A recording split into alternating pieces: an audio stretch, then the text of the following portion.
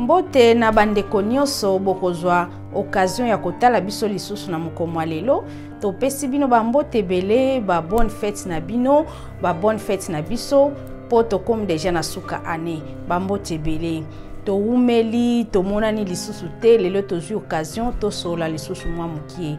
mingi na suka ya mbula nde to monaka ba message ba téléphone ezo sonner kotinda ba message eza bien po ezake bato mingi bazana posa basenga ba bolimbisi baluka moyeni ni bakobongisa na bandeko na baninga oyo babeba na kina bango eza bien makasi tango tozo ko reconnaître ba mabe na biso tozo ko reconnaître que toza na problème na ndeko moko boye na moninga boye ezalaka bien to bongisaka mais mabe eza nini mabe eza ke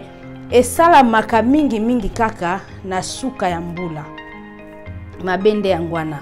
kosenga bolimbisa eza mabe te eza bien makasi ko sala réconciliation na moninga eza bien makasi mais eloko eza mabe kozela kaka na suka ane po sala réconciliation na ndeko na yo pona osenga bolimbisi na ndeko na yo po bongisa ba fautes o sala ki ozalaki na yango na ndeko na yo mabe eza makasi mais tolinto loba nini eza bien tango tozo senga ba bolimbisi tango tozo sala réconciliation mais tozela kaka na suka mbula te bandeko nanga tozela kaka na suka mbula te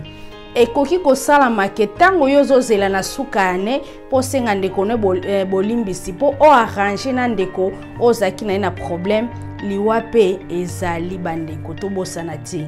ndeko wana ozana ina problème akoki pe kokufa kotika biso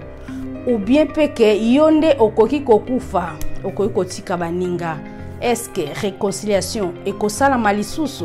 est-ce que okozwa temps occasion ya kosenga moninga na obolimbisi ekozala lisusu te na yango bandeko tozela kaka na suka anete eza bien soki si tobongisi na bandeko na biso po ezangi ka mois 2-3 jours po anesila eza bien soki tosalaki déjà ba réconciliation na bandeko na biso mais tango tozo kotambula sika balobake tokotambula sika na makambo ya sika me ngana yebike nyonso te ya sika tokotaka na yango tokoki komona ke TV na biso ya kala yango tokota na yango makambo mususu pe tozalaka na yango tokokota na yango kaka na mbula sika bilamba ta mususu na lati na okota na yango pe na mbula sika me eloko ya bien ya motu eza nini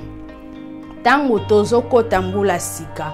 lukaka osalaka mwa eloko moko ya bien lukaka osalaka mwa babolamu moko boye soko salaka yango te mekaka osalaka chaque année chaque jour chaque semaine chaque mois mwa bolamu moko boye salaka bien makasi nzamba kopambola yo ndeko mwasi ndeko mobali oyo salaki déjà réconciliation na moninga na yo continue nango komema okati na janvier te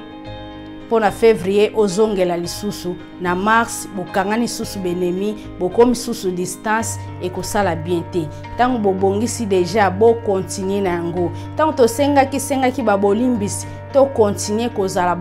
malamu na ndeko na moninga otobongisaki déjà nzambe akopambola biso babonane na biso nyonso partout nyonso bokutami nzambe apambola pe azala na biso tomona na lisusu na 2 jours o ezangi biso nyonso elongo ekozala esengo makasi kobosana te tango bongisaki koluka lisusu te obebisa